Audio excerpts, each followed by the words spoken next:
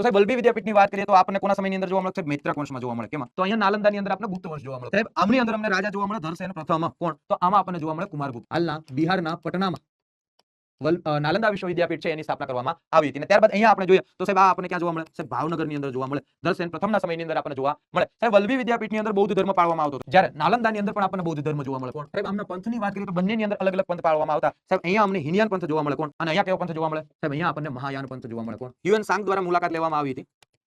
કહેવાય કે ભાઈ 5 વર્ષનો જે અભ્યાસ છે એ હ્યુએન સાંગ દ્વારા નાલંદાની અંદર કરવામાં આવ્યો હતો. ભાઈ ચલો ડન ડન ડન. કોણ હતું એમના આચાર્ય? તો સાહેબ શીલભદ્ર.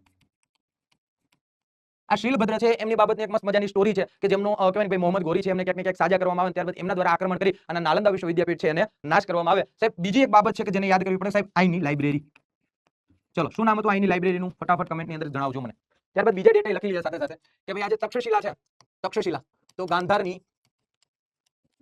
રાજધાની તક્ષની અંદર તક્ષશિલા આપણને જોવા મળે. આ તક્ષશિલા વિદ્યાપીઠ છે આમની અંદર આપણે કોનો અભ્યાસ જોઈ શકીએ, અથવા તો આ જે તક્ષશિલા છે નામ કઈ રીતે પડ્યું? ભાઈ ચલો, ભગવાન રામના ભાઈ એટલે ભરત, અને આ રાજા ભરત છે, આ રાજા ભરતના એક પુત્ર કે જેમનું નામ હતું રાજા તક્ષક. શું આ રાજા તક્ષક છે એમના નામ ઉપરથી આ વિશ્વવિદ્યાપીઠનું નામ ક્યાંક ને ક્યાંક તક્ષશિલા પડ્યું એવું આપણને જોવા મળે. ભાઈ ડન ડન. 100 ગામ ભેટમાં આપ્યા હતા. ભાઈ જે તે ટાઈમે એમની લાઇબ્રેરી છે એમને ઓળખવામાં આવે ધર્મગંજ તરીકે. શું? ધર્મગંજ. ચાણક્ય દ્વારા અહીંયા અભ્યાસ કરવામાં આવ્યો. આ ઉપરાંત એમના શિષ્ય ચંદ્રગુપ્ત મૌર્ય દ્વારા અહીંયા શિક્ષણ મેળવવામાં આવ્યું હતું. અને સાહેબ મોસ્ટ આઈએમપી બાબત કે અહીંયા એક ચીની મુસાફર ફાહિયાન, કોણ? ફાહિયાન દ્વારા મુલાકાત લેવાય. આટલી બાબત છે આપણે યાદ રાખવી પડે. ત્યારબાદ વિક્રમશિલાની અંદર જોઈએ તો સાહેબ આમાં કેવું કે ભાઈ પાલ વંશ જોવા મળે. કોણ જોવા મળે?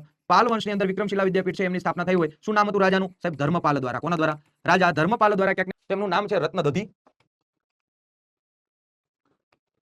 રત્નસાગર અને રત્ન રંજક. શું કહેવાય? તો સાહેબ એક ટાઈમે આ નાલંદા વિશ્વવિદ્યાપીઠની અંદર પણ મસ્ત મજાનું જે નોલેજ છે આપવામાં આવતું.